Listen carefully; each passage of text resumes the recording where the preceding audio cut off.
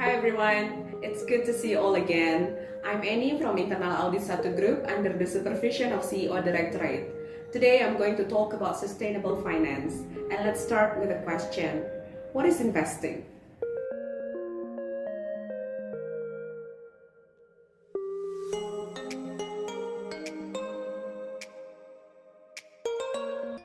Once upon a time, investing was all about making as much money as possible, where fund managers would pick investment that gave highest return.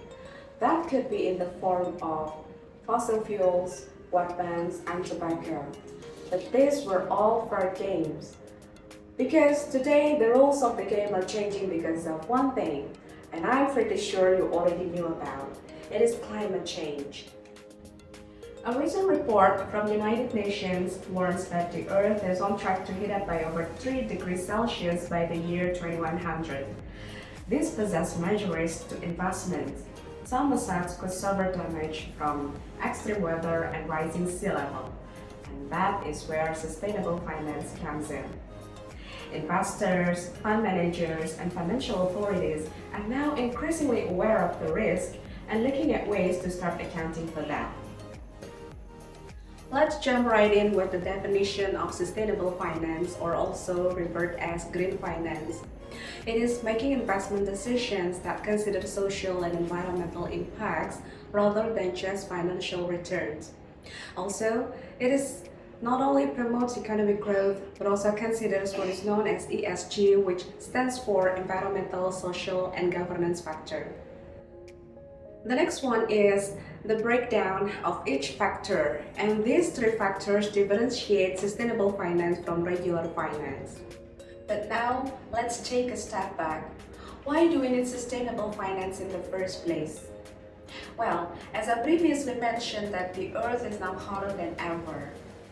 Almost 500,000 people have died from natural disasters caused by climate change, and that disasters caused at least $150 billion worth of damage. And at the same time, the world is going through a mass extinction that could wipe out more than 1 million species in the coming decades. So, this biodiversity loss is already proving costly for humans because healthy ecosystems provide basic necessities for human survival, like food, clean water, energy, and carbon sequestration. There are 2 things regarding to biodiversity loss and climate change. The first one is we can easily combat biodiversity loss and climate change by restoring our planet's ecosystem. But the bad news is we need huge amount of money, as much as $2.5 to $3 trillion per year to achieve all of these Sustainable Development Goals, or SDG. What a huge amount of money, right? So how exactly can sustainable finance help plug these massive gaps in funding? Well, in sustainable finance, there are 6 main parts called sustainable financiers that can provide funding and also managing the risk. They are banks, corporations, institutional investors, central banks, international financial institutions or IFIs, and green funds. And the next one is, how does the money get into the sustainable investment mechanism?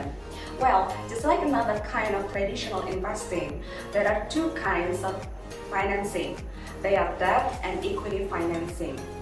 Equity financing somehow can offer potentially higher returns than debt financing, but they also tend to be riskier because stock prices can fluctuate. And if the project goes bankrupt, the investors will end up losing all their money.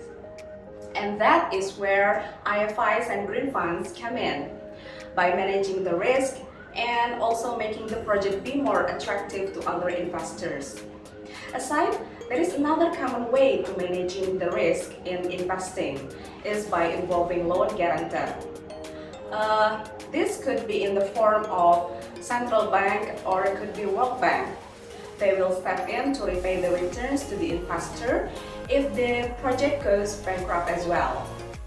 Thanks to all of this mechanism, so sustainable finance can finally growing rapidly. Because it was once seen as very risky, since prioritizing ESG can potentially mean lower returns. But now, that perception is changing. There is still a long way to go for sustainable finance, but the foundations are there for it to reach the full potential.